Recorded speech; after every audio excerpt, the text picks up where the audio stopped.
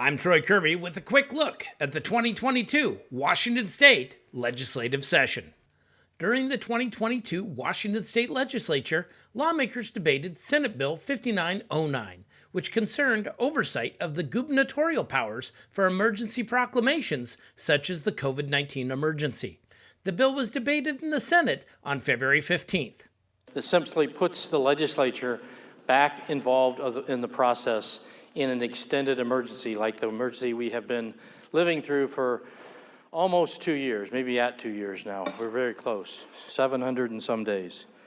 We do have a process, and the underlying bill has a process for dealing with orders from the governor as well as the enforcement of laws. Too, have had a lot of people come to me, a lot of my constituents asking, why can't you do something? Because if you think about this, and this is just getting us back to the table in a small manner, but a very relevant manner in this amendment. I think we have to think about that. It is our responsibility to be at the table. But there is one area that we're not involved in, and that is on the orders, the emergency orders that aren't related to suspending a law. We are involved because there's discussions and consultations, but there's no formal way for the legislature to be involved in those orders. So I appreciate my good friend, Senator Braun, for bringing forward this amendment to really hit on the one area where I think we do need a greater balance. But there are certain emergency orders and proclamations that the legislature has not had a role. And it is for that reason that this amendment needs to be supported. I would prefer that it wasn't 90 days. I actually think the amendment should be stronger. I think it should be 60 days or 30 days or yesterday. The amendment that we're offering today provides a 75% threshold, Mr. President. 75%, 3 of the 4 corners have to agree to suspend an executive emergency order. All summer, the previous summer, I was telling my constituents, we can't really do anything until we get into session. They were begging for my representation to address their concerns. Now, as it turned out, the very first bill that we passed when we came into session gave the governor continued support to continue this until he determined it was over. The Senate's Democratic majority passed the bill 2920 on February 15th. On March 3rd at 1:24 a.m., the House started to debate the bill. Urging the body's adoption of this amendment this evening, what it would do would be strengthen the underlying bill and provide what I believe are meaningful changes and updates to the bill, and provide some additional balance to the constitutional powers surrounding emergency powers. I believe that 2 months is plenty of time for an underlying emergency. It gives the governor broad authority over those 2 months without having to immediately report back to the legislature. But what it does do at a 60-day mark would say, we as the legislative body, the voice of the people, would have to come together to decide how we want to respond to the ongoing emergency. Secondly, it would add prohibition of activities. Currently, under state law, we as the legislative body really only have a say over suspension of statutes. And we think that that's not really far enough. We should have a say in whether or not we're prohibiting activities. This amendment just rewrites the bill in really significant ways. This amendment would weaken our state's power to respond to a devastating emergency or disaster. And I just think it really just places some arbitrarily, short time limits on how long an emergency, will last. The amendment that I'm offering does not in any way weaken our state's ability to respond. As a matter of fact, it allows for a broad coalition to continue to respond so that the people have a say in how they're governed. It's not arbitrarily drawn up. It wasn't done without any thought put into it. That's not the case at all. It's well thought out, and it's purposeful. Our founding fathers, both the state level and international level, wanted a government that had equal branches of governing.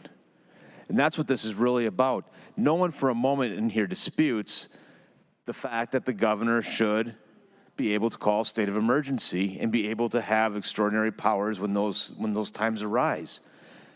The point of being able to do that is to be able to react quickly, and oftentimes when communications are in peril or other situations that require extraordinary measures to stabilize the situation, it's important that this body and our colleagues across the rotunda be able to have an equal voice after things have stabilized. It doesn't mean that the situation's fully resolved. That's not what this amendment says. This amendment says we have a voice. Yeah, stabilize the situation. If it's not stable enough, we're going to concur and keep that state of emergency going. That's all this does.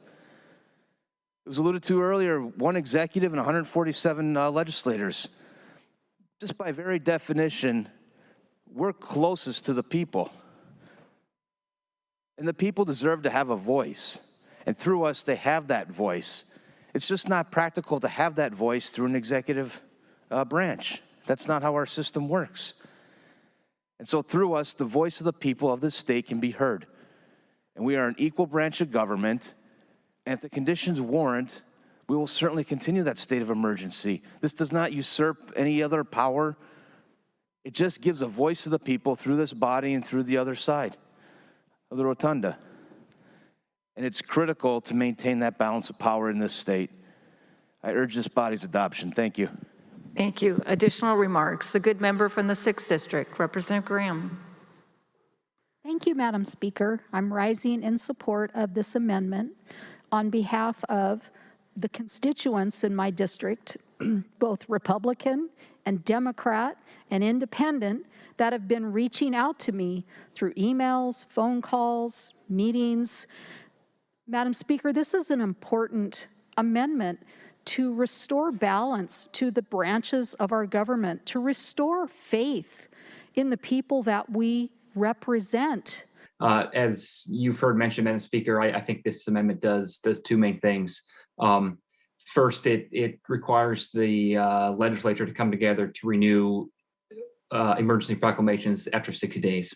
And contrary to what you may have heard, Madam Speaker, that's not an arbitrary date. That was chosen after looking at what other states like New York, Illinois, California do. Madam Speaker, it's also important to note that we're talking about the continuation of emergency orders, not about the continuity of government.